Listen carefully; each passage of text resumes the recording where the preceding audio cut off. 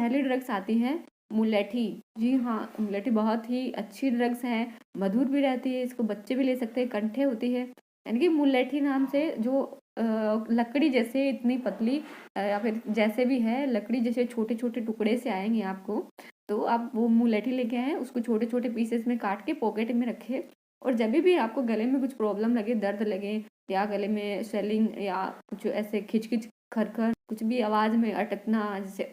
ऐसा कुछ आपको ऐसे बार बार करना पड़े, तो आप मुलेठी लीजिए थोड़ी सी, और उसको धीरे धीरे लार के साथ आप चूसते जाएंगे धीरे धीरे, जब जैसे जैसे उसका रस अंदर जाएगा वैसे वैसे पूरा रेस्पिरेटरी पूरा ट्रैक है वो साफ होता जाएगा, कफ उससे पूरा हटता जाएगा। ठीक है।